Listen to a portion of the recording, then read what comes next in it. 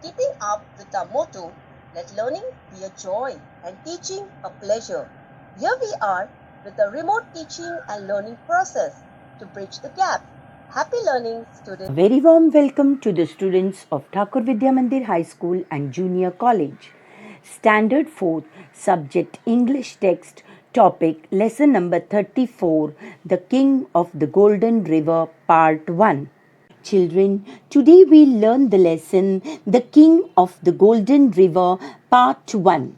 This story is about three brothers who owned a treasure valley which was ruined by the southwest wind esquire due to the cruel and unkind nature of the two older brothers who were called the Black Brothers. Now, let's read and understand the story of the Golden River. Long, long ago, in the mountainous part of a country, there was a fertile valley. There were many waterfalls leaping down the mountain tops, but not into the valley. They all ran down the other side of the mountain. One of the falls was very high and shone like gold in the beams of the evening sun. People called it the Golden River. In this paragraph, we learn that in a mountainous part of a country, there was a fertile valley. Fertile means able to produce good quality crops, and valley means a low area of land between hills or mountains. There were many waterfalls leaping down the mountain tops, but not into the valley. One of the falls was very high and shone like gold in the beams. Beams means rays of the evening sun. People called it the Golden River. Let's read the next paragraph. Now, though there were no streams running down to the valley itself, the wind constantly brought the clouds to the valley. Even when the rest of the country was dry, it always rained in the valley.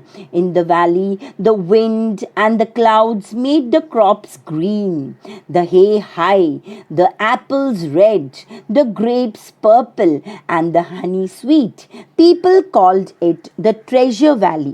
Though there were no streams running down the valley was fertile because of the winds that brought rain and gave it a rich harvest. Even when rest of the country was dry, it always rained in the valley. So people called it the treasure valley. The treasure valley belonged to three brothers, Squads, Hans, and Gluck. The two older brothers were big, ugly, and wicked. They were good farmers, but they killed everything that was not profitable for them. Even little things like blackbirds and hedgehogs and crickets. They did not treat their servants well and gave them only poor wages. They waited till the corn had become very expensive in the market and then sold it for twice its value.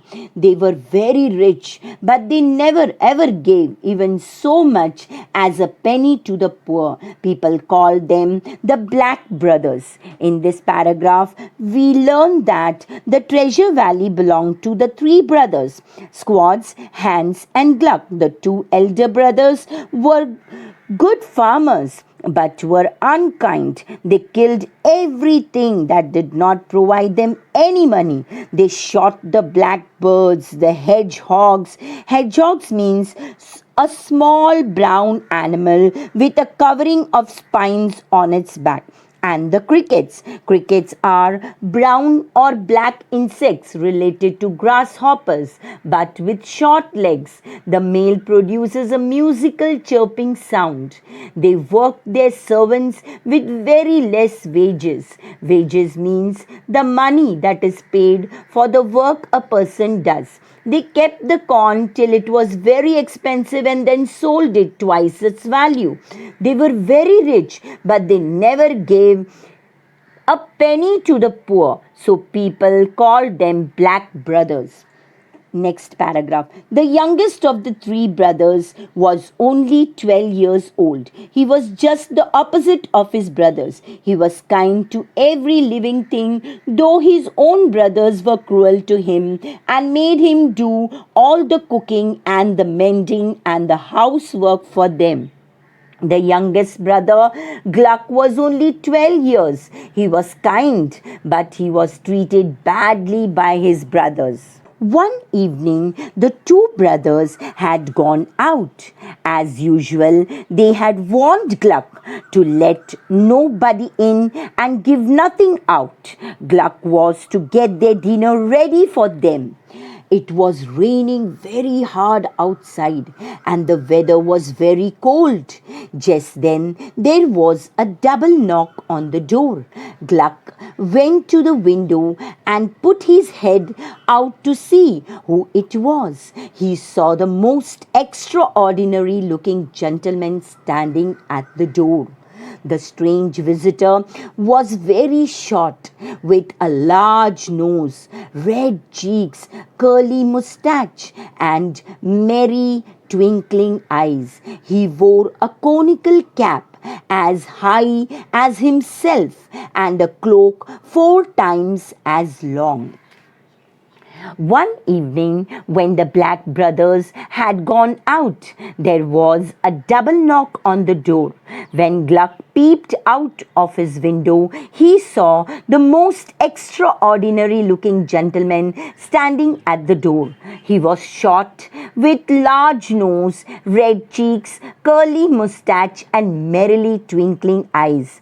He wore a conical cap and a long cloak. Cloak means a warm piece of clothing. "I am wet. Let me in," said the stranger. "I beg pardon, sir," said Gluck. "I am very sorry, but I really can't. My brothers would beat me to death if I did any such thing." But Gluck saw how hard it was raining and how cold it was and how wet the gentleman looked. So he opened the door and let the stranger in. Gluck thought he would let the stranger get warm inside for some time and ask him to leave before his brothers came home.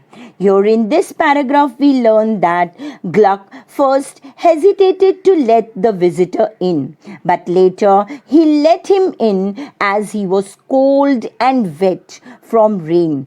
He thought he would ask him to leave before his brothers came home. The stranger, however, had no plans of leaving. In fact, he told Gluck that he had had nothing to eat for 2 days and was very hungry. It melted Gluck's heart to hear this, so he decided to give the stranger a part of his own dinner.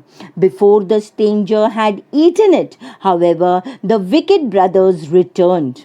They were shocked to see the little gentleman sitting in the house. At once the brothers began to shout at Gluck. Squads threw a rolling pin at Gluck.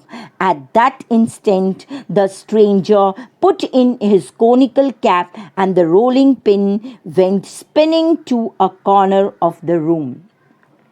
Here, when the stranger told Gluck that he was hungry, Gluck's heart melted, means he felt sorry for him, and as he was about to share his meal with him, the two brothers returned. They shouted and threw a rolling pin at Gluck.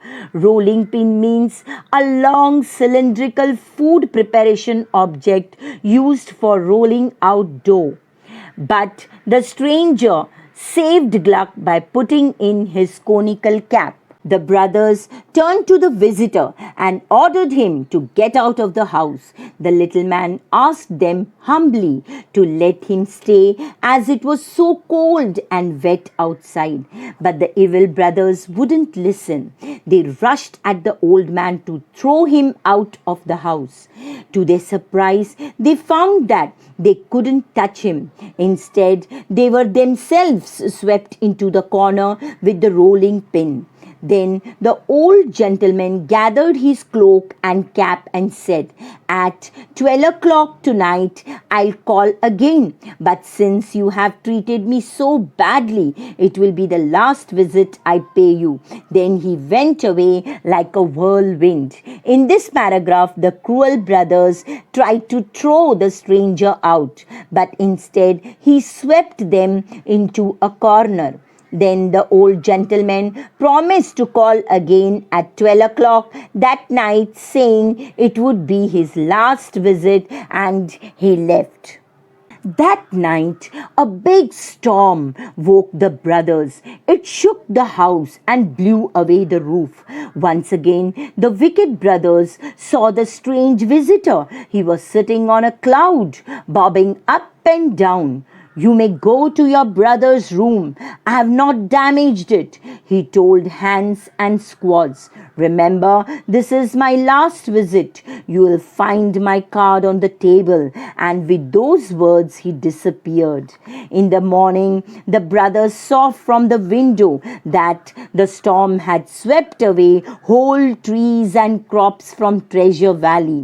Everywhere they saw only red sand and grey mud. The valley was a picture of ruin. The brothers then crept into the kitchen. On the kitchen table there was a small white card. That night there was a big storm that shook and destroyed their house. Once again, the wicked brothers saw the stranger sitting on a cloud, bobbing up and down. Bobbing means moving up and down quickly. Only Gluck's room was saved. The visitor spoke to them and left his card on their table. He was the Southwest Wind Esquire, and he had swept away all the trees and crops. The valley was ruined. Nothing grew in the valley anymore. We will be meeting soon in the next video, so keep learning something new every day. Thank you.